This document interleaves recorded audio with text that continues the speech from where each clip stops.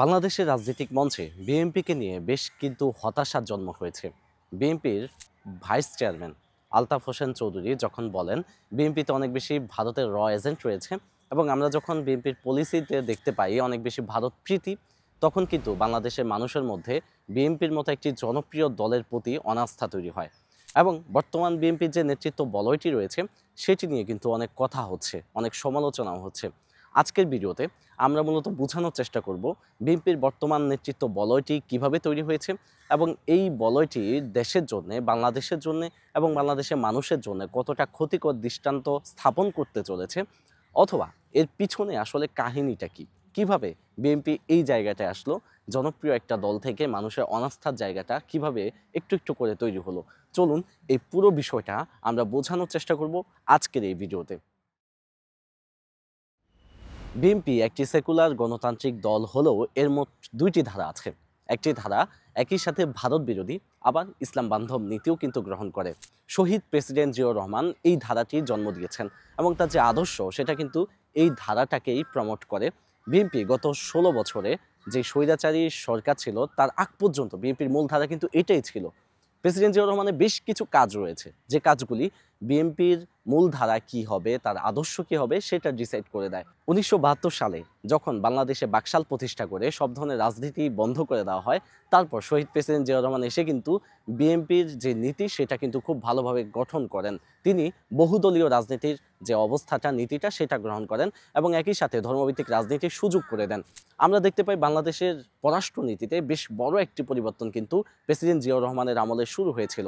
তিনি ভারত এবং রাশিয়ার কোল থেকে উঠে এসে বাংলাদেশকে চীন এবং যুক্তরাষ্ট্রের সাথে খুব ভালো একটা সম্পর্ক বিনির্মাণ করেন।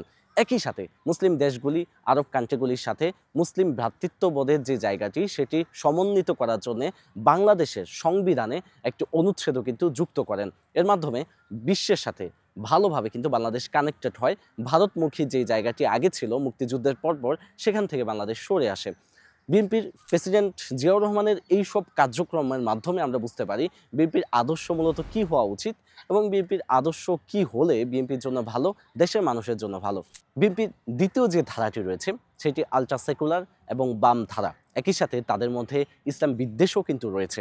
এই ধারাটি কোনো না কোনো ব্যক্তিগত ক্যালকুলেশনের কারণে সরাসরি আওয়ামী লীগ যোগ না দিয়ে এরা বিএনপিতে যোগ দিয়েছে, অথবা তাদের কোনো সুদূর প্রসারী পরিকল্পনা ছিল বিএনপিকে বাম ঘরানার দলে পরিণত করবার জন্যে।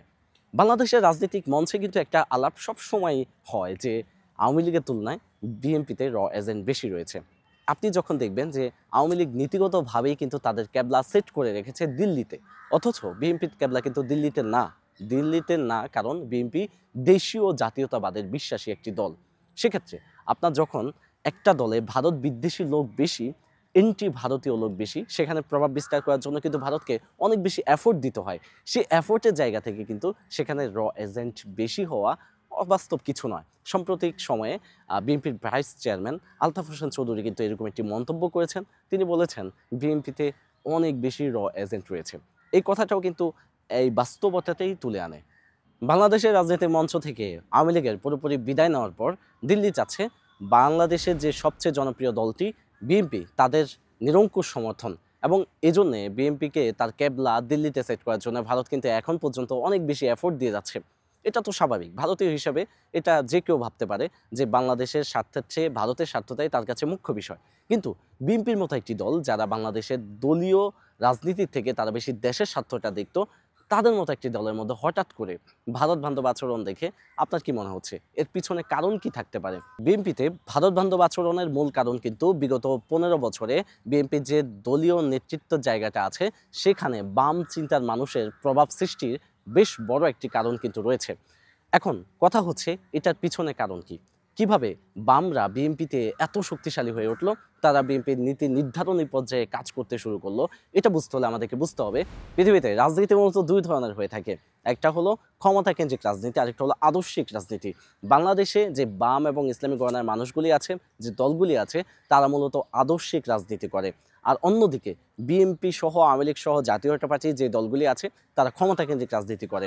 আপনি একটা জিনিস লক্ষ্য করলে দেখবেন আদর্শিক রাজনীতি যারা করে তাদের নেতারা তো বটেই, তাদের কর্মীরাও নিজ আদর্শের প্রতি অনেক বেশি আনুগত্যশীল হয় এবং দলের প্রতি অনেক বেশি ডেডিকেটেড তাদের মধ্যে রয়েছে, তাদের মধ্যে এটা থাকে এবং পড়াশোনাও কিন্তু তাদের আলাদা একটা লেভেলে নিয়ে যায়। আপনি দেখবেন আঞ্চলিক রাজনীতির যে দলগুলি আছে অর্থাৎ বিএনপি, জাতীয়তা পার্টি এবং আওয়ামী লীগ, তাদের মধ্যে কিন্তু পড়াশোনার খুব একটা বালাই নাই। এ কারণে যখন প্রথম শ্রেণীর রাজনৈতিক দল থেকে বা রাজনৈতিক চিন্তা থেকে, আদর্শিক রাজনৈতিক চিন্তা থেকে কেউ যখন বিএনপিতে যোগ দেয়, আওয়ামী লীগে যোগ দেয়, তখন কিন্তু সে খুব অল্প সময়ে প্রভাব সৃষ্টি করতে পারে এবং ধীরে ধীরে কিন্তু সে তার নেতৃস্থানীয় জায়গাটাতেও নিজের অবস্থান তৈরি করে নেয়। আপনি একটা জিনিস লক্ষ্য করলে দেখবেন, বাংলাদেশের ইতিহাসে যখন পাকিস্তান পিরিয়ড চলছিল, তখন কিন্তু বাংলাদেশের বাম চিন্তার যে রাজনৈতিক দলগুলি আছে, তারা একটা আশা নিরাশার মধ্যে ছিল যে বাংলাদেশে আসলে সমাজতান্ত্রিক ব্যবস্থা কায়েম করা যাবে কিনা। যা বাংলাদেশের রাজনীতির মধ্যে একটা বড় পরিবর্তন আসে মুক্তিযুদ্ধের পর। বাংলাদেশে বাম চিন্তার যারা আছে সমাজতান্ত্রিক দলগুলি, তারা কিন্তু বেশ শক্তিশালী একটা অবস্থান তৈরি করে। তারপর যখন ৭৫-এর সময়টা আসে, ৭২-এর সময়টা আসে, তখনও কিন্তু তারা বেশ শক্তিশালী অবস্থান তৈরি করে নেয়। এর পরবর্তীতে একটা সমস্যায় পড়ে, তারা দেখতে পারে যে ভার্সিটির দেয়াল থেকে গণমানুষের রাজনীতিতে পরিণত হওয়ার জন্য বামদের পর্যাপ্ত ম্যাচুরিটি নেই এবং এই অঞ্চলটা সেভাবে সমাজতান্ত্রিক রাষ্ট্র ব্যবস্থার জন্য প্রস্তুত নয়। তখন তারা বিভিন্ন দলে যোগ দিতে থাকে। বেশিরভাগ অংশই কিন্তু আওয়ামী লীগে যোগ দেয়, তবে কিছু কিছু লোক বিএনপিতেও যোগ দেয় এবং বিএনপিতে যোগ দেওয়ার পর যে ঘটনাটি ঘটে, তাদের চিন্তা ভাবনা, তাদের পড়াশোনা, তাদের নেতৃত্বের যে গুণ আছে সেটা বিকশিত হওয়ার কারণে ধীরে ধীরে তারা নেতৃস্থানীয় জায়গায় চলে আসে। বিগত ১৫ বছরে একটা ইন্টারেস্টিং পর্যবেক্ষণ আপনাদের সাথে শেয়ার করি। বাংলাদেশে বিএনপির যে দুইটি ধারার কথা আমি বললাম, একটি মূল ধারা আর একটি বাম ধারা, এই দুই ধারার মধ্যে মূল ধারার মানুষের উপর কিন্তু সবচেয়ে বেশি জুলুম নির্যাতনের ঘটনা ঘটেছে, তারাই বেশি নির্যাতিত হয়েছেন। আপনি বাবরকে তো চেনেনই, কয়েকদিন আগেই তিনি মুক্তিপ্রাপ্ত হয়েছেন, তিনি কিন্তু বিএনপির মূল ধারার মানুষ। এই জায়গা থেকে আপনি যেটা বুঝবেন যে বাম ধারার মানুষগুলিকে নির্যাতন নিপীড়ন খুব একটা করেনি, টুকটাক আটক ফাটক নাটক আপনি দেখলেও তাদেরকে মূলত নেতৃত্বের জায়গায় নিয়ে আসা হয়েছে। এবং একইভাবে শহীদ প্রেসিডেন্ট জিয়াউর রহমানের যে আদর্শ, সেটা লালন করে যে নেতাকর্মীরা, তাদেরকে কোনোভাবে ছাড় দেওয়া হয়নি। এর মাধ্যমে সুদূর প্রসারী একটা কাজ কিন্তু আওয়ামী লীগ করে গেছে। আওয়ামী লীগ যদিও বাংলাদেশের রাজনীতি থেকে সরে গিয়েছে, কিন্তু আওয়ামী লীগ প্রস্তুত করে গিয়েছে এমন একটি রাজনৈতিক দলের নেতৃস্থানীয় জায়গা, যেই বর্গটি বারবার ভারতের স্বার্থ রক্ষা করবে, আওয়ামী লীগকে পুনর্বাসনের চিন্তা করবে। সুতরাং এখন আমাদের সবচেয়ে বড় পর্যবেক্ষণের জায়গা হলো বিএনপি যদি তাদের এই ক্রমবর্ধমান যে সমস্যাটি রয়েছে এটি কোনোভাবে ডিল না করে তারা যদি ভারতপ্রীতি দেখাতেই থাকে, ইসলাম বান্ধব আচরণগুলি তাদের মধ্য থেকে বিলুপ্ত হয়ে যায়, তাহলে কিন্তু বিএনপি মুখ থুবড়ে পড়বে। ক্ষমতার রাজনীতি বাংলাদেশে কতটা ভয়াবহ পরিণতি আনে সেটা কিন্তু আমরা দেখেছি আওয়ামী লীগের ক্ষেত্রে। ক্ষমতা রাজনীতি বাংলাদেশে কখনোই ভালো পরিণতি আনে না।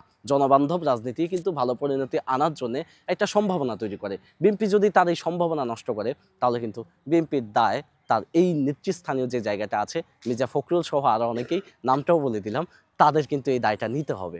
এখন গুরুত্বপূর্ণ বিষয় হলো শহীদ প্রেসিডেন্ট জিয়াউর রহমানের ছেলে তারেক রহমান, তিনি কি ভাবছেন?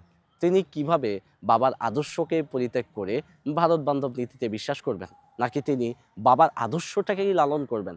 যদি এমনটা হয়, তিনি যদি শহীদ প্রেসিডেন্ট জিয়াউর রহমানের আদর্শের প্রতিচ্ছবি হয়ে ওঠেন, তাহলে কিন্তু বাংলাদেশ সামনের সময়ে খুব ভালো একজন প্রেসিডেন্ট পাচ্ছে, খুব ভালো একজন প্রধানমন্ত্রী পাচ্ছে।